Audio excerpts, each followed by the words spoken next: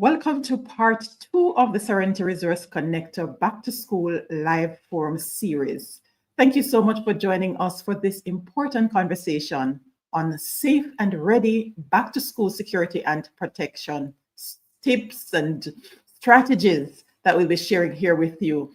So we're continuing our partnership with the Jamaica Constabulary Force Area 3 Police through the kind support of National Self-Serve Wholesale in Maypen, Clarendon. And we are joined on this forum by DSP Melecia Morrison, Territorial Officer at the Community Safety and Security Branch Area 3. Also, Sergeant Andrew Williams, Assistant National Safe Schools Coordinator at the Community Safety and Security Branch Headquarters. And he'll be focusing on the role of the School Resource Officer. And of course, we have with us Rohan Burrell, Assistant Manager at St. Augustine's Place of Safety for Boys, operated by the Child Protection and Family Services Agency. Together, we're going to be exploring practical strategies to keep our children safe at school, online, and in the community, while ensuring parents and educators have the tools they need to protect and support every child, not just your child, but every child. So feel free to share your questions, comments, and experiences in the live chat. This is your space to be part of the conversation.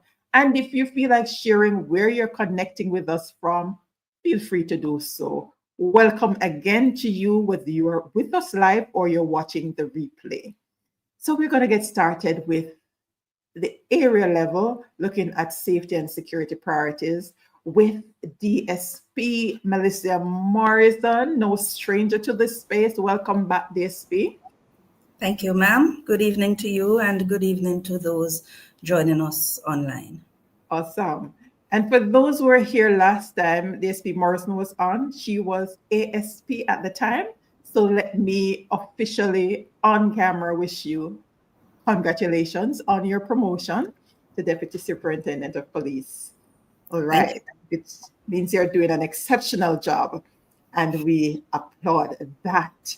So let's get right into the conversation, looking at the main safety and security issues affecting schools in Clarendon, Manchester, and St. Elizabeth as we prepare for the new school year. I know you have the figures and all the information from last year, so let us know where we stood at the end of the last academic year in that regard. Okay, ma'am. So as you mentioned, yes, we do an assessment each year to see where we are and the concerns that we need to address going forward. And coming out of our assessment for the last school year, that's 2024 to 2025, one of our major concerns was violence in schools. And this is both among students and also from external individuals. Over the 2024-2025 school year, there were several violent incidents at school. The most recent one was a brawl which occurred at a Clarendon-based high school. This resulted in a number of students being injured, some seriously. And at that same school, there was also a stabbing incident earlier in the school year. In the previous school year, because we also look at those as well, because that information can assist us in guiding our safety and security initiatives in school. In the previous school year, that's the 2023 to 2024, there was a fatal stabbing at a school in Manchester. And these highlight another issue that we're having, the presence and the prevalence of weapons in our schools. One shocking incident happened in St. Elizabeth, where a 7-year-old was found on the grounds of a primary school with a submachine gun in his backpack. This also led into another issue that we also experience, where external persons pose a threat to the school community, because coming out of this incident, there were threats being sent by persons to the school administration, the school staff, and as a result, that school had to temporarily close and resort to online classes for a period. Now, this was not the only instance where we had external persons affecting the safety and security of our school, of our schools. We had 2 murders affecting schools in Manchester. In one instance, the bus driver of at one of the high school was shot and killed on the school campus. In the other incident, a parent was shot and killed at the gate of a primary school. And in both instances, it was during the period where children would be coming into school, parents would be dropping off. So these incidents occurred in the presence of parents, students, and also school officials. And it was very traumatic for all of those persons. Additionally, we had a disturbing incident in Clarendon where a parent and relatives of a student invaded a school and attacked a teacher because a bag was taken from a student. Now, this also highlights that we need very strong security protocols on our school compounds. We need very strong access control. Beyond these, we also have incidents that, though they are not as high profile as the ones mentioned, they still raise concerns for us because we understand that sometimes it is the minor situations that, if not treated properly, they fester over time and they may escalate into more serious occurrences.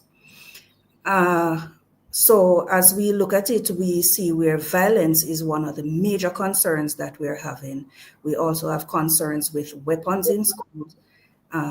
Students and also parents have displayed poor conflict resolution skills and resulting in attacks from external entities on our school compounds. In addition to this, we also see where there is some amount of truancy, where students choose to loiter along roadways and not turn up to school, and this can lead them into engaging in delinquent behavior. So those are just some of the concerns that we're having in Area 3.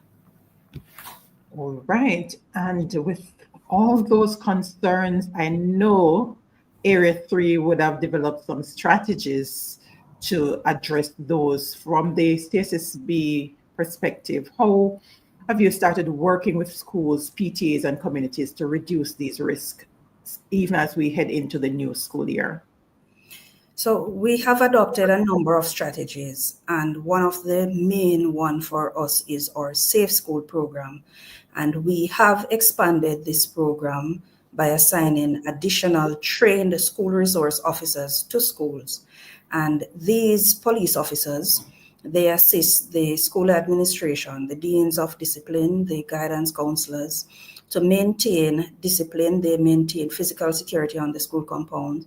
And because they visit and spend time there, they are also able to contribute to the security presence on the compound. We also at times assist in searches on school compounds as well. We also provide guidance and mentorship to students, particularly those that are deemed to be at risk for falling into delinquent behaviors. Over in Clarendon, there is the Growth Restoration and Positive Engagement Program, and it is an initiative that, among other things, target students who are suspended from school. So rather than having these children being sent home and not being supervised, the schools partner with the police officers. The students actually stay at the station, and then the CSSB partners with counselors and social workers. This is aimed at addressing some of the issues that may have led to the suspension in the first place. We also have our education outreach programs, and where we go into schools and we conduct sensitization sessions. We do lectures and workshops with both parents and students. Another example of this is the Nuh-GVD campaign school tour by the Clarendon CSSB, and this is the No Guns no gangs, no violence, and no drugs campaign. And following this school tour, there was a significant reduction in the number of school-related incidents that required intervention from the police. We also have been introducing police youth clubs in schools. In Manchester, there are 5 clubs already established. At 4 high schools, Mayday, Bishop Gibson, Alphonsus Davis, and Christiana, and 1 primary school, that's the Robbins Hall Primary School. We also do our community engagement. We are currently conducting camps both in Lacovia, St. Elizabeth, and also Asia in Manchester, where we have our youth camps and we engage our young people, our children, and also parents as a means of just offering them some guidance, additional skills training, the opportunity to socialize, and also divert them from delinquent activities. And we also partner with other entities such as the CPFSA in providing intervention and counseling, and in some instances where persons need to be removed from location, the CPFSA are very helpful and they are very supportive in assisting us in doing that. Fantastic. And you heard about the Safe Schools program. You'll be hearing more about that later on, as well as the collaboration with the CPFSA, a number of strategies there. And you mentioned an engagement with parents.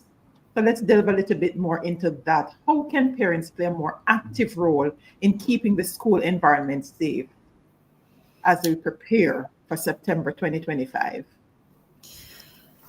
No matter how well-crafted the strategies are by the JCF and the Ministry of Education, the success will be hampered if we don't have the support of parents. And so we need our parents to come on board.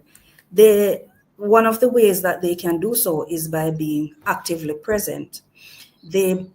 Parents should ensure that they are an active participant in the Parent Teachers Association. This is one of the means by which a lot of information is passed to parents. It also provides information on what is occurring in the schools. You can also receive information as it relates to the performance of your child. It is through these meetings, as well as with your grade coordination meetings, that you get a feel of what is happening. Because sometimes the child that we know at home is not necessarily the child that is present at school. And we need this information in order to properly guide them and also to assist them. We need to monitor our children's activities and behavior, both in the physical space and online. A lot of our children spend a lot of time online. They use it to socialize, they use it for educational purposes, and they can be drawn into criminal activity in this space. There are many apps out there that you can use to monitor your children's online activity. And also, as I said before, please ensure that you are communicating with the persons who supervise your children on a day-to-day basis. We also encourage parents to create an environment where children feel safe to share information. Many of our children, they are experiencing a lot of psychological trauma. They are being bullied. They are dealing with peer pressure, and they are afraid to say something to their parents because of how we may respond. We should endeavor to listen and provide guidance, even if what the child may say may not come out in the way that you would want them to say it, but provide the opportunity for them to express themselves and to know that they can always come to you with whatever is happening out there. If they are being targeted by predators, they can come to you. And this is extremely important because many times when our children are exposed to danger, it is often from persons that they know. So it is important for them to come to you with that information.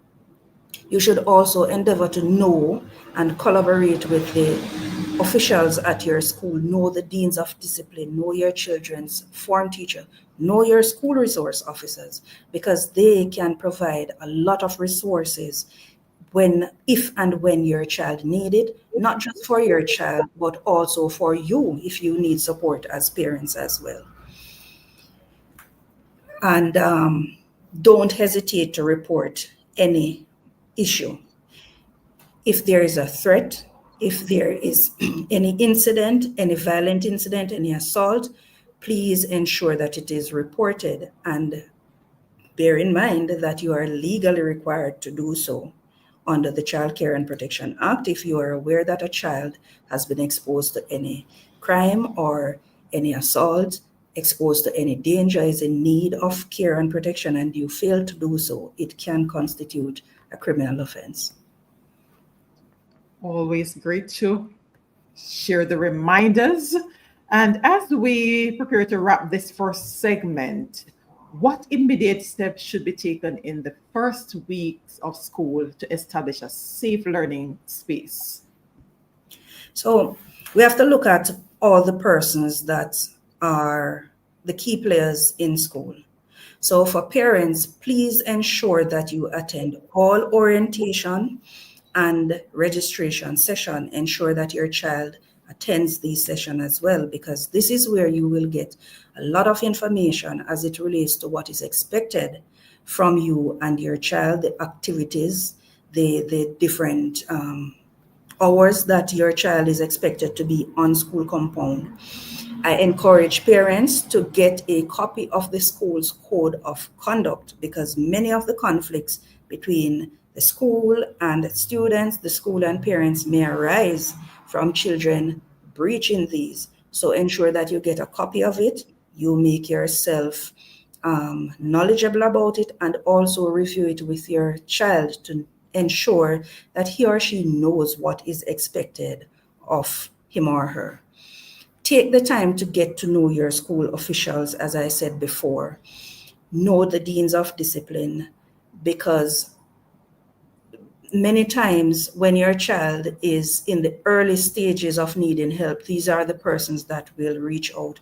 And when the school reaches out to you, collaborate with the schools. It's not to say that your child is a bad child, but it is in an effort to help you and your child as well. Know the school resource officers, know the guidance counselors, and utilize them, because you're being offered a service for basically free. If your child is experiencing psychological issues, speak with your guidance counselors and stay alert to any changes in your children's behavior. Many of the students will be going out to new schools, and sometimes they may be flustered, they may be overwhelmed by the new environment. Some of them may be even exposed to things like bullying. So ensure that you are communicating with them. And if you see something, say something. Report any suspicious activities, whether you're a parent or just someone out on the street. If you see something suspicious in relation to a child, ensure that you report it. If a child looks lost, you can approach the child and find out what is happening. Schools must also take steps to ensure the safety of the physical environment. Ensure that you check and reinforce the perimeter fences for the schools. Ensure that you have proper access control. Have a designated area where visitors to the school must go to report and log their information. Ensure that you don't have persons being able to walk onto the school blocks to interfere with the learning process. Another important step is to ensure that drills are conducted at schools, and also searches, not just routine ones, but also random ones, and any area that can be used to conduct delinquent behavior or where persons can be bullied or assaulted. Ensure that those areas are monitored, as well as access to those areas are controlled. Thank you so much, DSP Morrison. So for this first segment, we would have heard the top concerns in Area 3, the strategies that are employed, and how parents can partner with schools to be a part of the change that you want to see in your space. And we did not leave you without some action that you need to take as parents and schools as we head into the new school year. So if you're here with us, and even if you're watching the replay, go ahead and share with us your number one school safety concern for this year as we get into the other segment of the conversation. Don't go anywhere, DSP Morrison. We'll need you back in a little while. All right, so DSP Morrison makes the way for Sergeant Andrew Williams. Welcome, Sir Williams. All right, you're muted. Thank you for having me. I truly appreciate this opportunity. Oh, our absolute pleasure here. So Sergeant Williams, as mentioned earlier, is the Assistant National Safe School Coordinator at the Community Safety and Security Branch Headquarters. Mm-hmm. And he will be sharing with us on the role of the School Resource Officer. But before he delves into that, just a brief overview of the Safe Schools program, as DSP Morrison mentioned earlier, and then what exactly does the School Resource Officer do and how do they impact school safety? Thank you again for the opportunity. Now, the Safe Schools program, I must admit, is a wonderful program, a program that speaks to identifying issues that are challenges that our students are having and to address antisocial behavior, truancy, and several other issues concerning safety and security. That is our main priority, to create a safer learning environment for the students, as also a safe environment for the school administrators and everybody, and still workers, everybody who plays a critical role in the school. Now, as it relates, however, to the Safe Schools program, and if you see the smile on my face gets a bit broad, it's something that I'm very passionate about. And we spoke earlier about the opportunity that this platform provides for us to get to our target audience. Now, there are so many roles and responsibilities, but let me zone in on a few of the responsibilities that I'm pretty sure the audience they're interested in. And I want to start with conducting school surveys. Now, it's a security survey is an inspection that is designed to identify security weaknesses and make recommendations for the strengthening of security to deter crime and criminal activities. Now, the school resource officers, they work closely with school administrators to tailor plans and procedures that fit the unique needs of a particular school. We are of the understanding that different schools have different issues, and so our school resource officers are so trained to do a profile of the school that they're assigned to and then tailor the security plans accordingly. Now, as it relates to the school, we also maintain representation on critical incidents. We want to know exactly what is happening within the school. If there is an accident involving one of our students, and we call them our students, we want to know what is happening. If there's a sudden death, if there's terminal illness, we want to be represented so we can show you again that we are your police officers, and this is the involvement and and what we have decided to provide to you as it relates to partnership. Now, another committee that the school resource officers are on would be that of the School Safety and Security Committee that provides guidance and direction to school administrators on various issues surrounding school safety. One of the issues I know will come up as well as it relates to the reopening of school is police officers and patrolling what we call school zones. So this is another responsibility of the school resource officer, to patrol school zones and ensure school safety. So they will look out for drivers who put students at risk. They will ensure road speeds are kept in check. They'll also visit bus stops and parks to ensure the safety and the security of our students. One of the responsibilities that I am particularly fond of too is the curriculum development. Now, the curriculum development allows the school resource officer, of course, under the guidance of the principal, to implement and maintain crime prevention programs. Such as police youth clubs, and you heard DSP Morrison mention this before, mentorship programs and anger management workshops as well. Now, the police youth club, I'm very fond of as well. I think it's a wonderful crime prevention strategy, and in everything we do, we ask, what is in it for me? We have seen in the past too that students who are part of police youth clubs with a good record and they have the requisite the requirements to join the JCF, they were able to become a part of the Jamaica Constabulary Force based upon recommendations, with them being a part of the police youth club. I have also seen where the mentorship program has provided tremendous success. And I look now to one of the persons that was mentored in the police, well, not the, well, the police youth club and the mentorship program. His name is Constable Williams. He is attached to the Kingston Eastern Community Safety and Security Branch. And it is because of this mentorship program that he is now a police officer. So all of these roles and responsibilities ties directly into some of the successes that we've had. And even speaking about him now, and permit me just to say this gentleman, because of the mentorship program, is now recruiting other persons to be a part of the Jamaica Constabulary Force because of what he saw and what happened with him in high school. And this is the ripple effect of the structured programs that our school resource officers are so trained to put into place. We cannot do this, however, without informing our principal of all incidents. So we want to let you know that our school resource officers, they do not operate in isolation.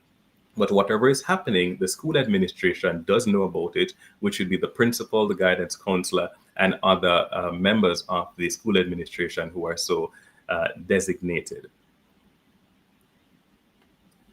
There are many other roles and responsibilities. I can have you here for the entire night, but I thought I would zone in on those for now. And those are key and a powerful success story coming out, because it didn't just stop there. It's a gift that keeps on giving, and that is powerful. All right, but for your officers to be able to deliver on these that you have mentioned and the many other roles, they might have received some specific training. So what training do the officers receive to deal with these youth-related safety issues?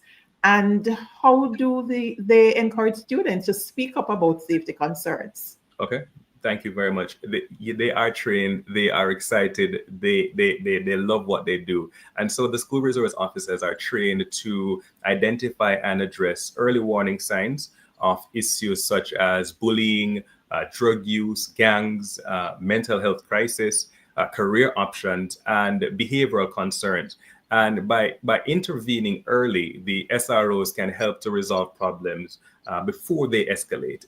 This helps in reducing the need for disciplinary action. So let me get into some of the training that they actually go through. So they go through training such as dealing with gangs in schools, restorative justice practices, fostering emotional intelligence, bullying, critical thinking, tension de-escalation, police youth clubs, as we mentioned before, how to sensitize, start, and maintain a police youth club. The mentorship program is taught as well, how mentors and mentees are paired. They are taught on dealing with sexual abuse, so dealing with sexual offenses as well. There are so many different aspects to the training.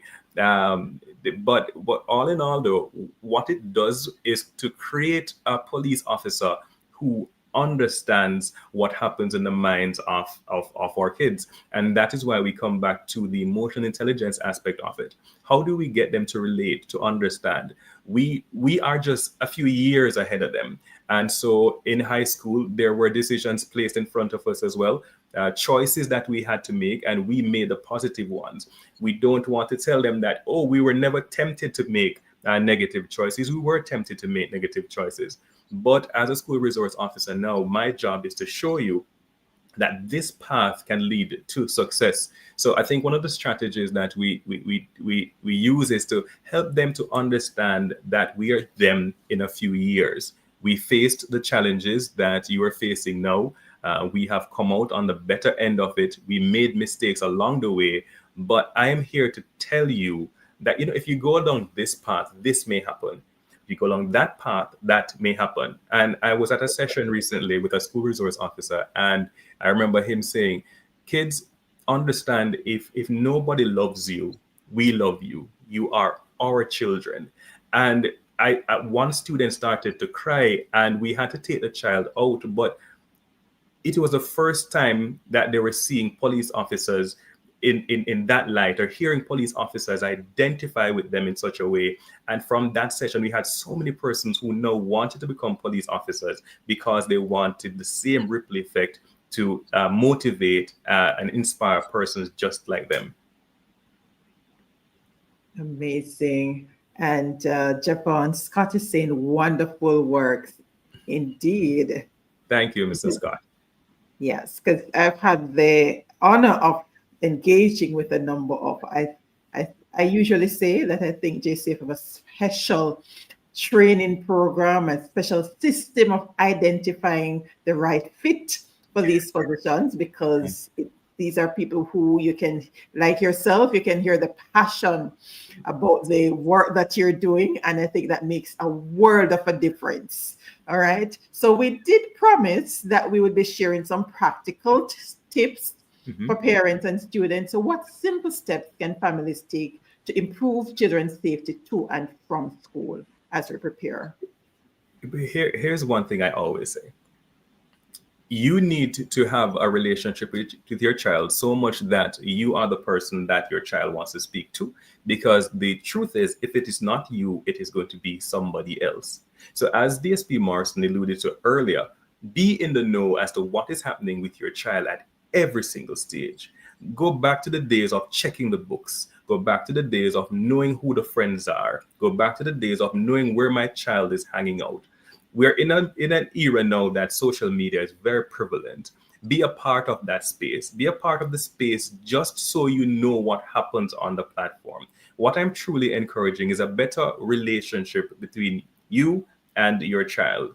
To get them to a place of safety, they need to know first that I can trust what mommy and daddy or a guardian says, as also they're looking out for my best interest. Know what is happening too with the schools. Did I get homework? Is my child in a program, a structured program, a police youth club? Is he or she a part of a mentorship program?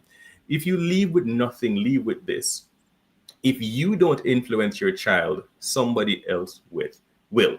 And so what I'm encouraging now is simply to have a better working relationship with your child. Know again who they hang out with, where they're going, what programs they're a part of, and help to structure their life in such a way that they are safe beyond the school gates, at home, or wherever they are.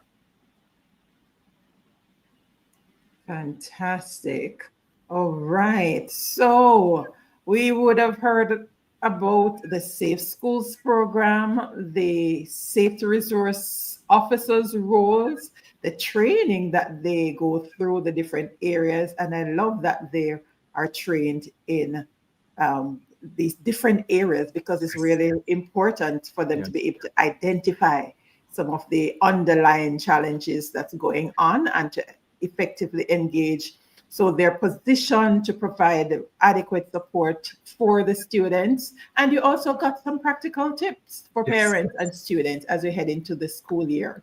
But of course, we'd love to hear from you. So feel free to share if your school has a school resource officer. Just put a yes in the chat. And we'd also love to know how it's working in your area. So feel free to participate. If not right now, feel free to keep the conversation going even after we leave here, because this discussions, this forum is really to get you engaged so that you can continue the discussion, pass on the information. For those who are not seeing this, share the link. It will remain there so that you can get access to the information.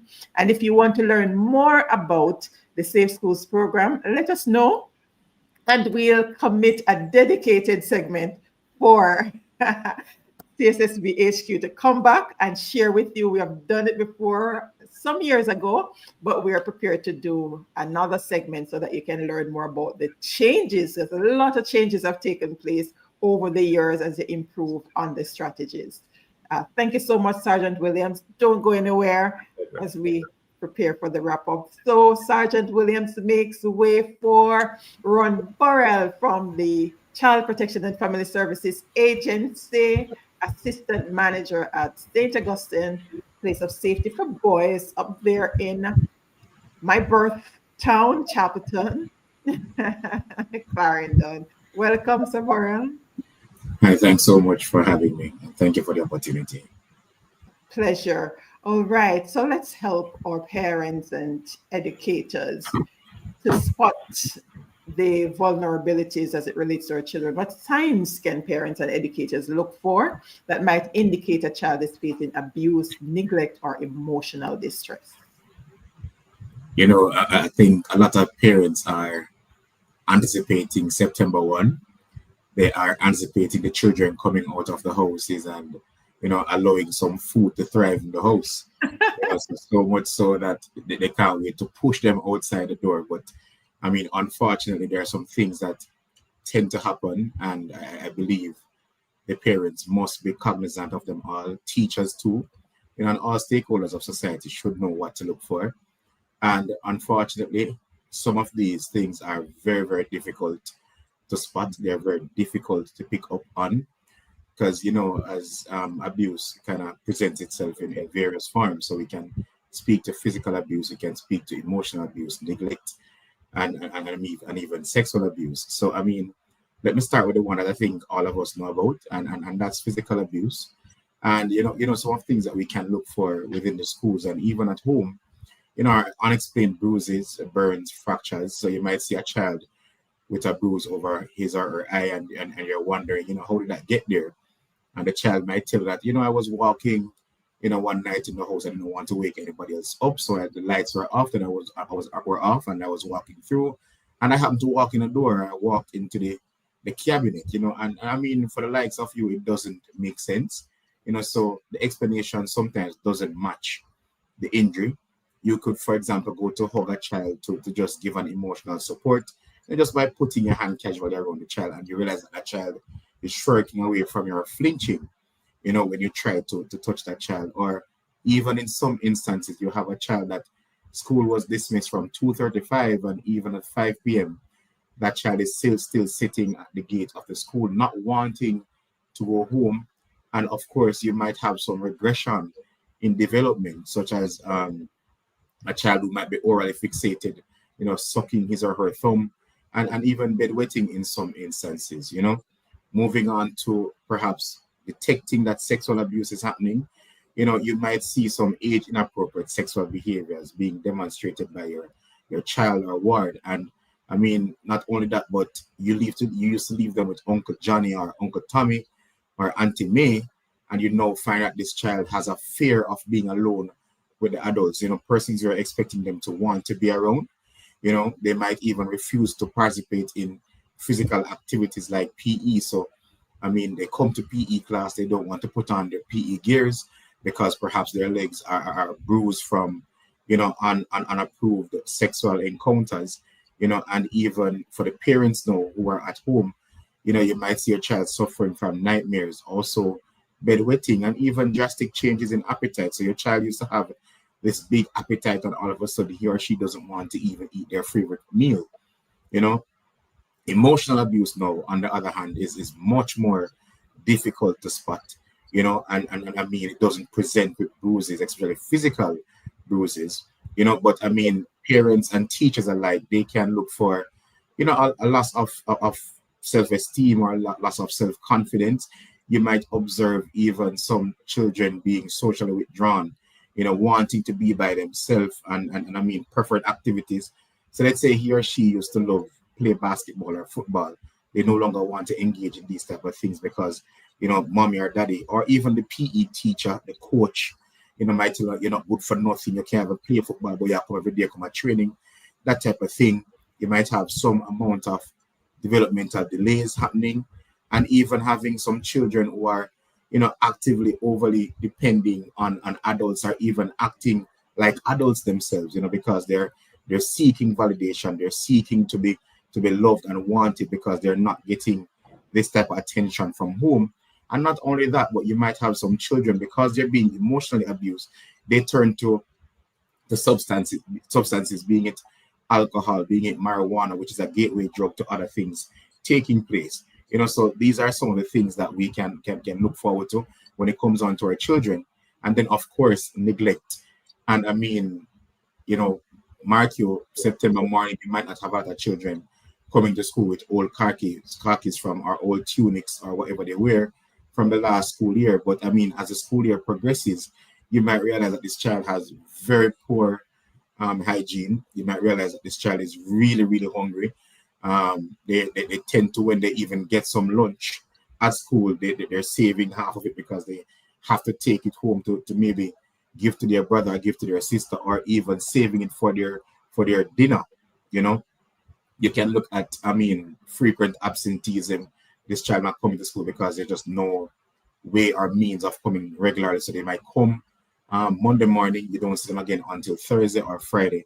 And this can be a recurring cycle all throughout. So I mean, all stakeholders, whether in the community, in the school, parents especially, we need to be looking out for these things. Right. And once we identify these things, what steps should we take immediately to protect and support these children? Wow. Well. I mean, I think first of all, you know, it's imperative that we carry out a thorough needs assessment of a situation. Sometimes, though, the situation does not call for that to happen. So what we want to do as adults or as prescribed individuals, and you have heard DSP speak of the Child Care and Protection Act earlier. You know, all adults and teachers, parents, you know, we're all seen as prescribed individuals under the Child Care and Protection Act. And as a result of this, we need to ensure the child's safety. That's paramount over everything else. And this might mean, you know, calling the Child Care and the CPFSA or the police and have the child removed immediately from the danger if possible. You as the adult must be level-headed to the point where you can stay calm and reassure the child that they are not to be blamed. And I want to digress here a bit because a big mistake that a lot of adults make is that we tend to blame the child sometimes when the abuse happens. You know, oh, you know, wear the short skirt, or you know, do this, or you know, that. So we want to stay clear of victim blaming. We also want to avoid pressing for details. You know, I mean, I think everybody loves to be informed. Then the little girl, tell me what happened, or what did man do you? I mean, sometimes by even being too inquisitive, you might end up re-traumatizing the child, and you want to avoid pressing for details. You want to listen more supportively rather than with judgment. And if a child is in urgent danger, like I said before, please do call the police. That's right. Right. But there are several support systems in place. We have so many things. So share with our parents, educators, what counseling, shelter, or intervention services are available and how can they be accessed? All right. So within the CPFSA, I mean, we are the primary agency that is responsible for, you know, child protection. And I mean, when issues like this come up, there is a hotline that we have. It's called 211. It's pretty easy to remember. Just like 119, we have 211, you know, that you could call. And of course, when you do call them, we can take reports through what is called the Children's Registry, which is now a part of the Child Protection and Family Service Agency. So I mean, it's a bit of a tongue twister. We were once the Child Development Agency, but with the merger of the Children's Registry, we are now the CPFSA, or the Child Protection and Family Services Agency. So within that, when the reports come in, you know, we sometimes engage investigators, which are also within the CPFSA. We engage the police officers who might sometimes go into these places with the investigators or the children officers from the CPFSA. And if needs be, sometimes we try to take the children away from home, perhaps put them with a suitable relative where they may be safe for the night. And sometimes we have childcare facilities all over the island. So where I'm based at is the St. Augustine Place of Safety for Boys. So you name it, from Moran Point to Negril Point, a child is found and he or she is in need of care and protection. They are taken to us. And I mean, we try to do family reintegration, we do counseling, we do. So what we try to be more interventive, preventive, and supportive, because let's say some of these things are not immediately known to us, and that's where the intervention comes in. When we find out before something happens, we try to intervene and even prevent things from happening. So all these things, we have foster care programs, we have, like I said, to your places of safety and even residential childcare facilities. Fantastic. Thank you so much for that.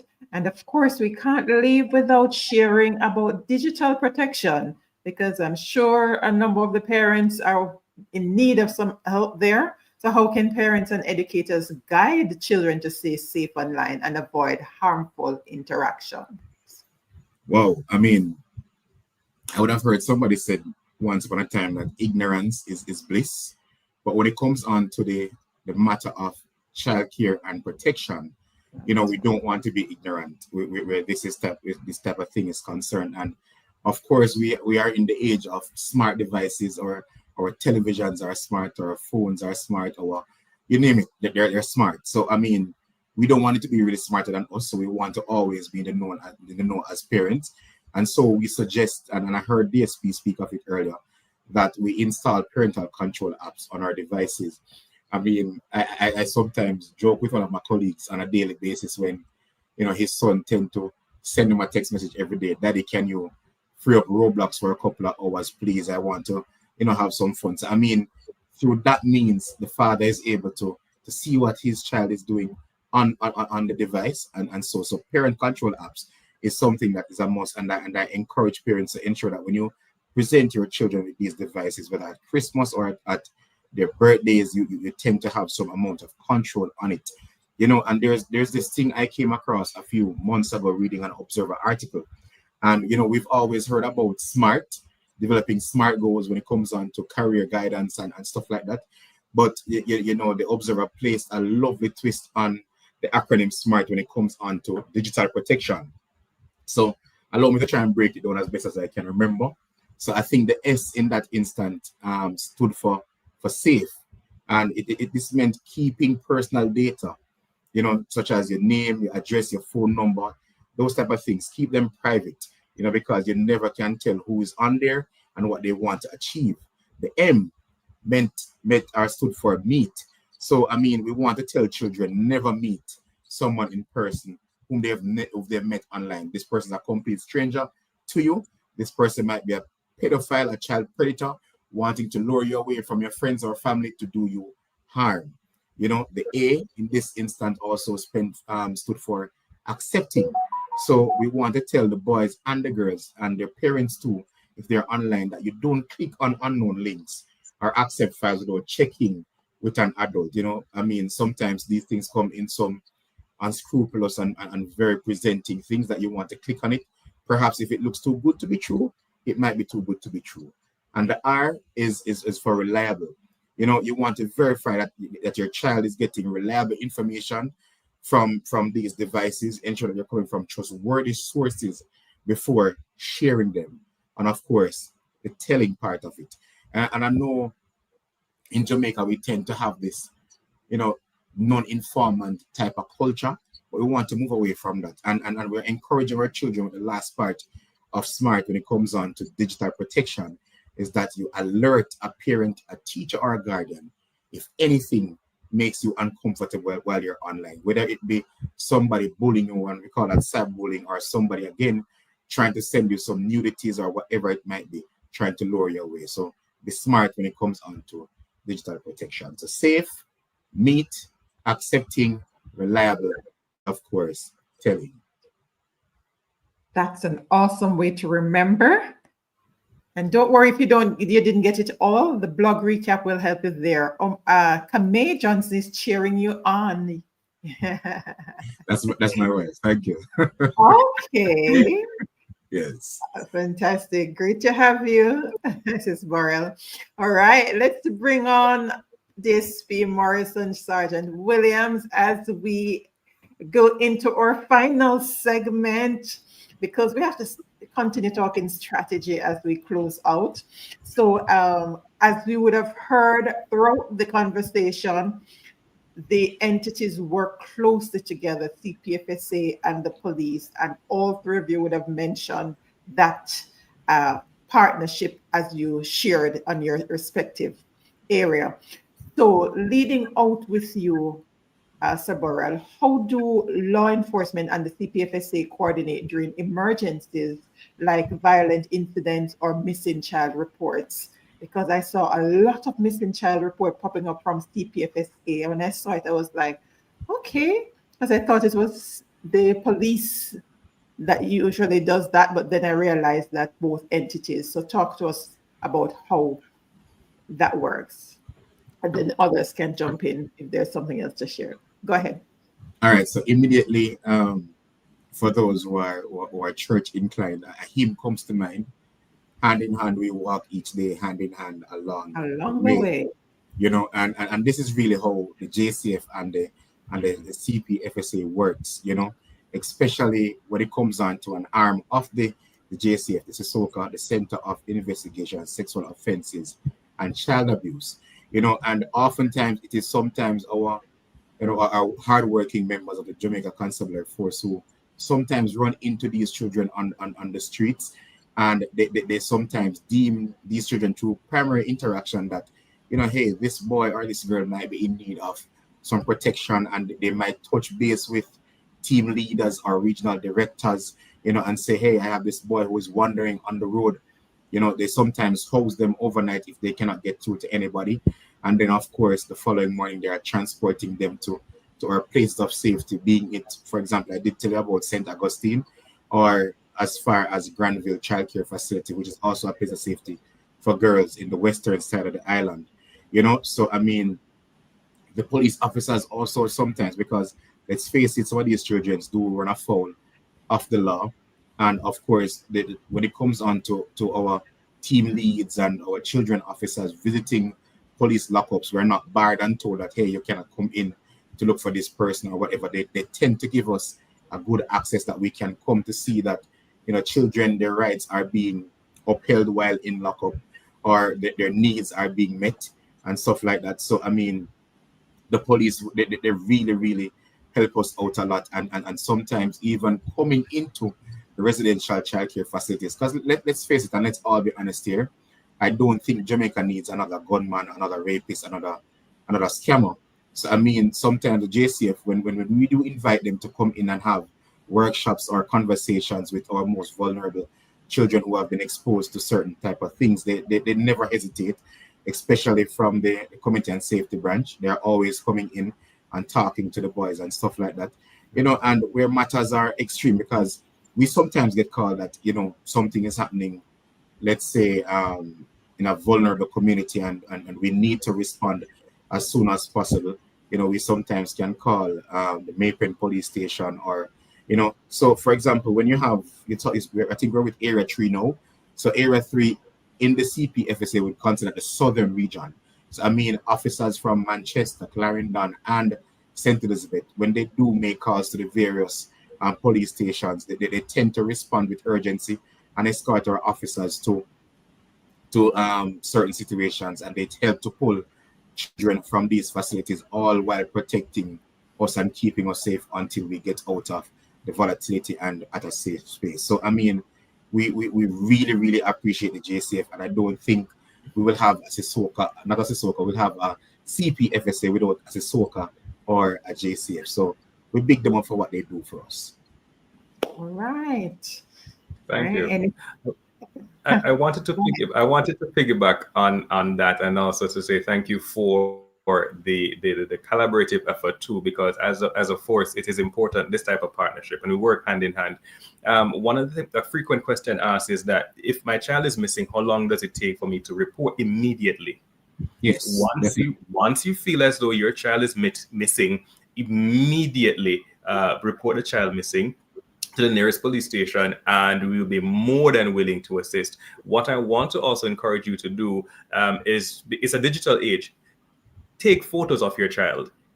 Take photos, recent photos of your child. That will help us greatly in our investigations in finding the child. Let's not go again. All right, so what is happening now? We have some of the persons who are lightening their skins. So we have some persons who are dark, and I love the melanin, beautiful skins. But we do have some children now that are practicing the bleaching. And if we can get a photograph of what they look like originally, what they're looking like now, it helps us in finding your child. So we encourage you to always be taking photographs of your before children. and after. Before and after. But again, once you feel as though your child is missing, immediately report it. All right. DSP? Just to add to what was said before and to what Mr. Williams said, parents believe that if your child is missing, you have to come to the police station. And sometimes when we find that these children are missing, they will say, well, I didn't have a right to come, it was too late, or I didn't have any money to pay my fare. You can call us. If you don't have credit, you can also call our emergency centers, or control centers, 119, and they will extract the information and pass it on to us at the station, and we will come to you. So you don't have to wait once the child is missing, especially if this child is under the age of 12. This child is considered to be high risk. Whenever a child is missing, it is always treated as a high risk situation, and we need to act immediately. So don't wait.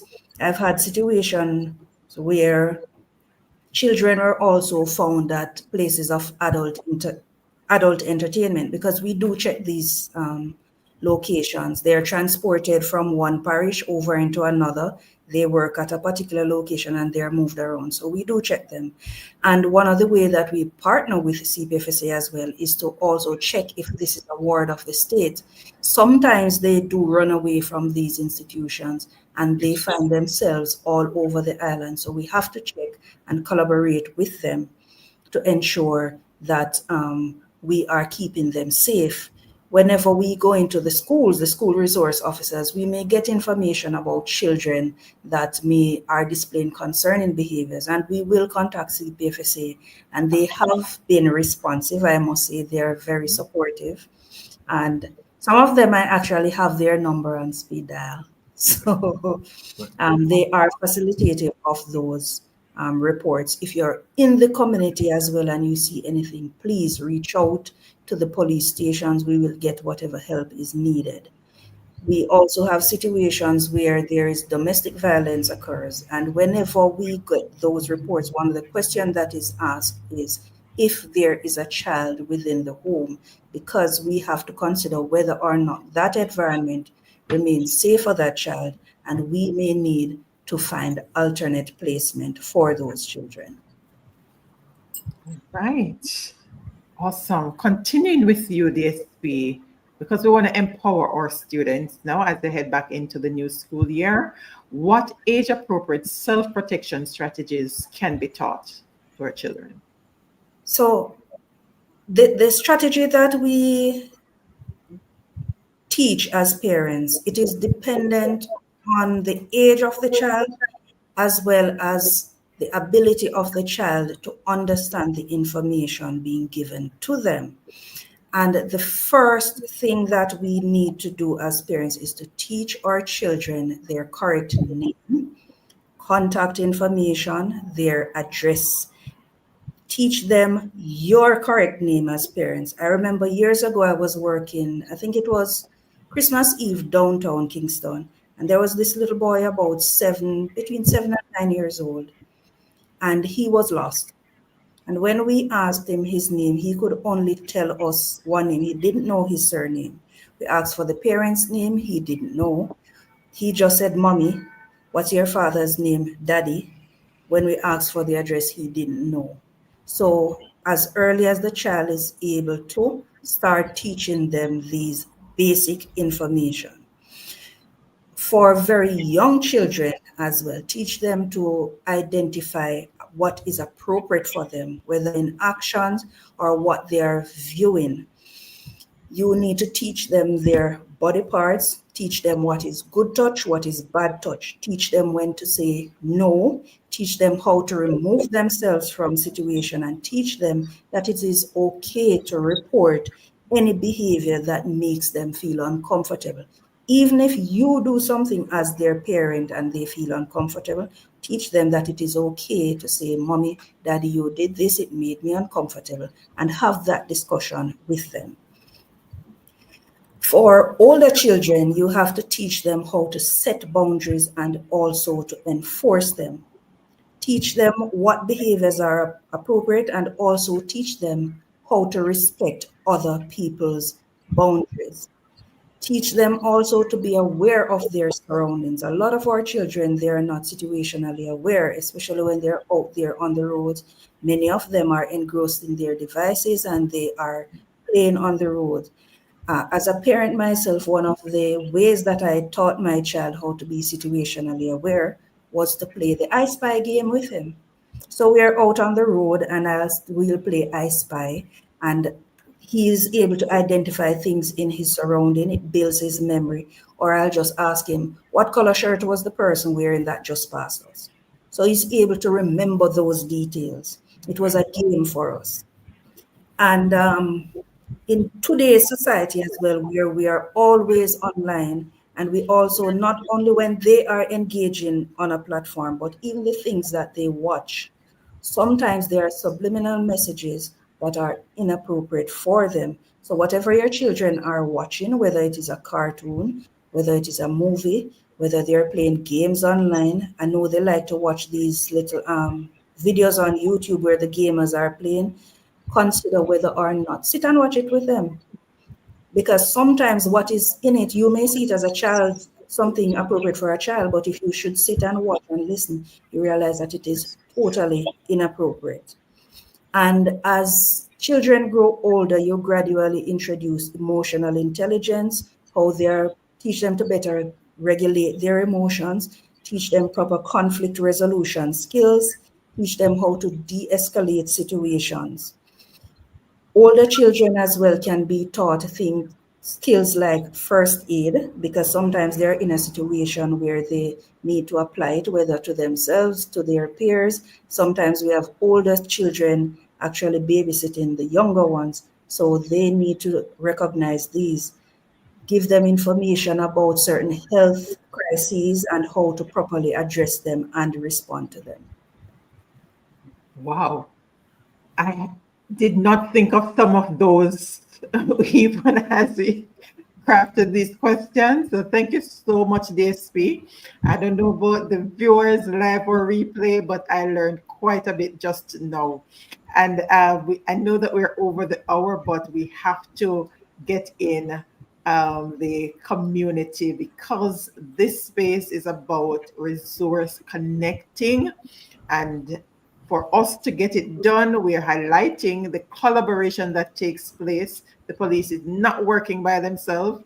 It's a collaborative effort, and we're highlighting the collaboration between CPFSA and the police, and the different arms of the police too, as you have heard about different arms earlier.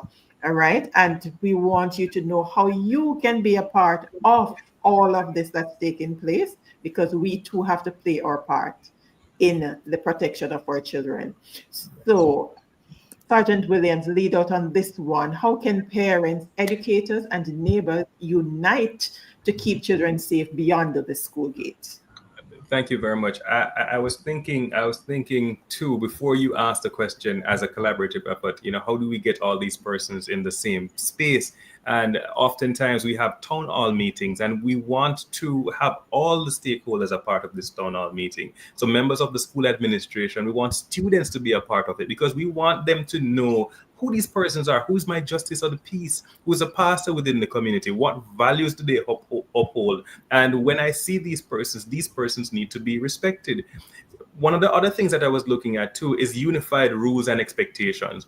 What is happening within the school, it must extend to the home as well. It cannot be that you're having the rules at school, but when you go home, the rules are completely out the window. When that happens, a child would then see, okay, I can conform at school. When I get home, I can do whatever I want, or vice versa. There's also a thing that the JCF uses. It's called our early intervention system. Right. And what we do with this is that we are able to identify things happening with police officers, and our SROs are now trained to do this with students. You know this child to come to school perky and everything is okay, but this time the child is acting a lot differently. So from early, we want to be able to identify challenges that they're having, but also I think I want to close at the point of consistent supervision. It's the same thing where school and house is and the home is concerned. With these devices that these children are having, Mr. Burrell, I love what you said about your colleague and the child calling you to say, can you free up the roadblocks just a little bit? With that happening, the child understands that there are control mechanisms, and I must conform.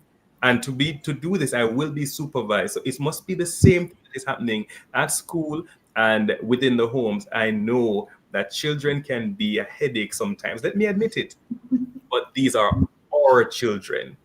And again, we need to be on the same page with all of our stakeholders, be it school, be it the community. And so, ladies and gentlemen, parents, I encourage you, understand what is happening at school, invite the students to the town hall meetings, introduce them to the different persons within their communities, and be on the same page that we go back to a stage that a village raises the child. Well said. And thank you so much, Damian Hammond, for engaging. Excellent insight into the Safe School program, Sergeant Andrew Williams. Thank you, Mr. Hammond. Yes, he went on to say, you are correct, DSP Morrison, a lot of our children are impacted by domestic violence. And Javon Scott, very informative. All right, that means we have accomplished our goal for this forum, right, based on the feedback, right? So we've had a lot here, and don't worry, we'll be doing the bite-sized recap in our blog post. So the blog goes live on Monday at SorrentiResourceConnector.com, and so you can look out for that. Go ahead, Savara. So Mrs. Susan, just before you wrap up, I just wanted to piggyback off something that Sarge just mentioned about the village raising the child. And I mean, I think most of us are old enough to remember when that was a thing, that the community was really responsible for child rearing. It wasn't a matter of, a Mass James speaking that or a Miss Mary child that, I mean, he did say that every child belongs to us. And I mean, the sad part of it, and I really didn't want to mention it, but I must, is that sometimes it's the villagers who are hurting the children of the village. And I mean, this is where we should stomp out corruption.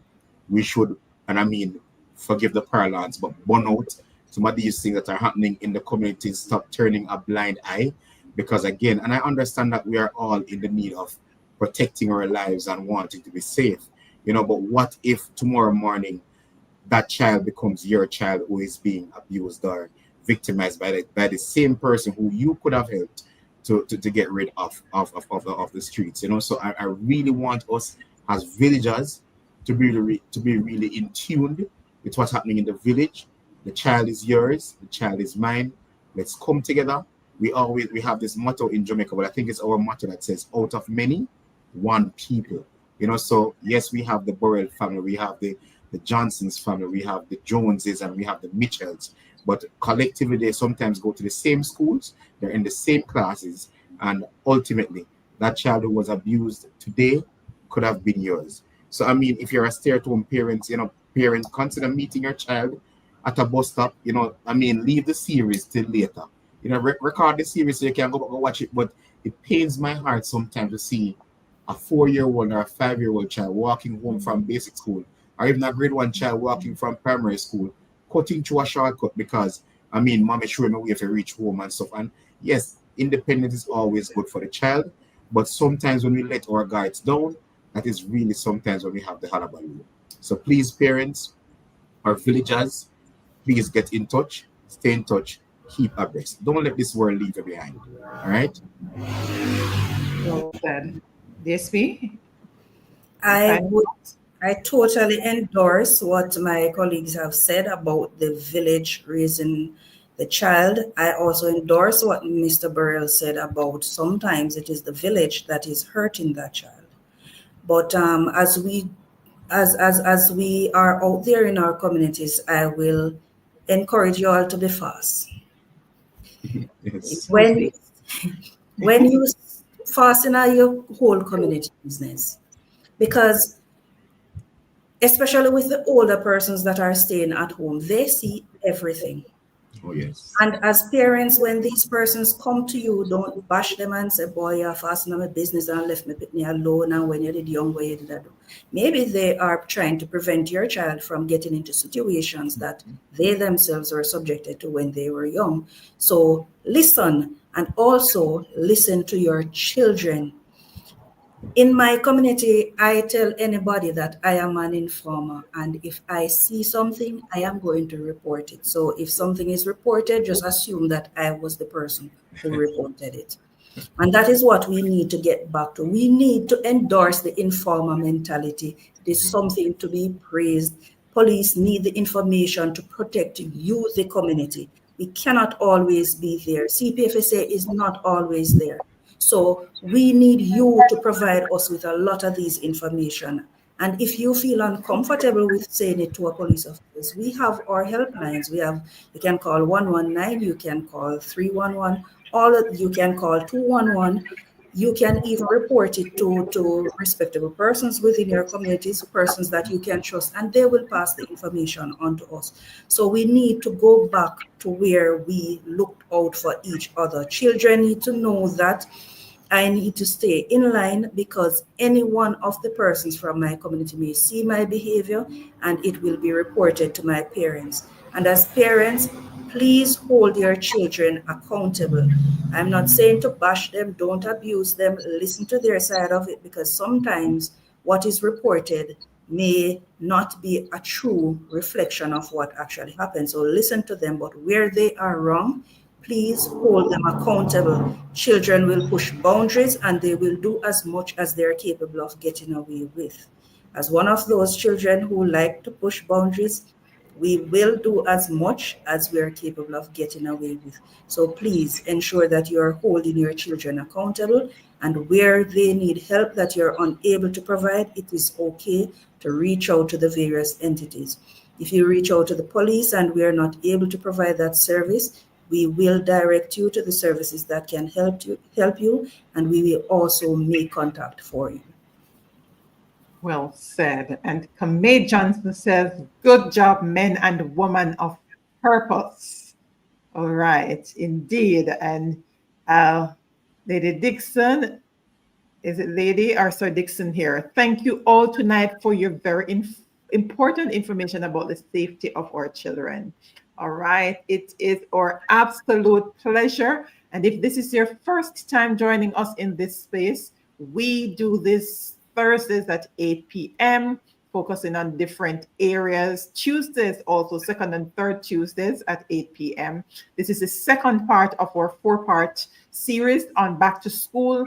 So if you're just joining us, you would have missed our youth forum on Tuesday, but not to worry. There is a playlist there for youth empowerment forums. You can go there, or you can go directly to the back to school, SRC back to school live forum series, and you'll be able to see the 4 parts.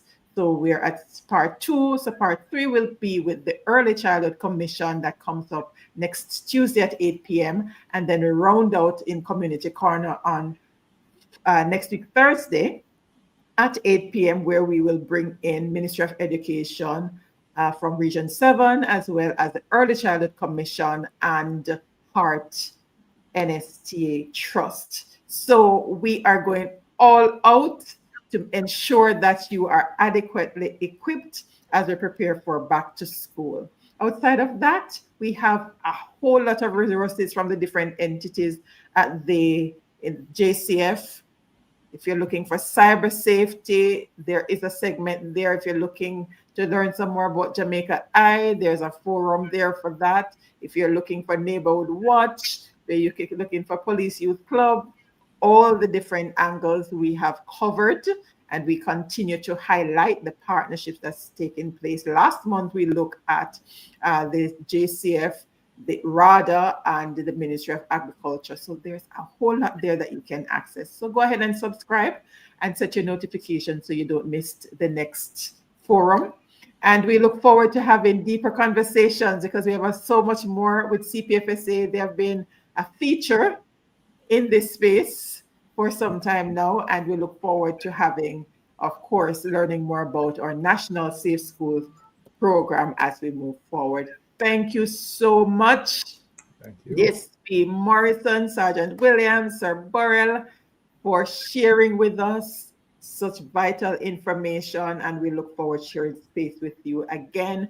For those who are able to join us live on Facebook, YouTube, Instagram, thank you so much. For those watching the replay, thank you for joining us. And remember, do not keep the information to yourself. Please share it so others can be informed and empowered as we work together.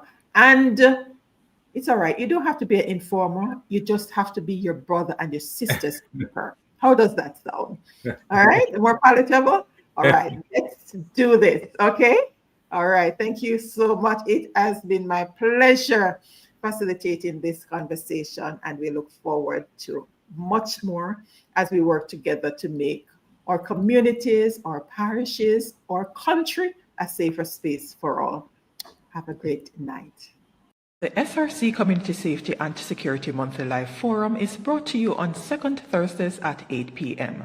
Brought to you in partnership with the JCF Area 3 Police. Visit our website at www.serenityresourceconnector.com and subscribe to receive our weekly blog post. Join us again on Tuesday at 8 p.m. for a Child Rights series with the Early Childhood Commission. Thank you for watching.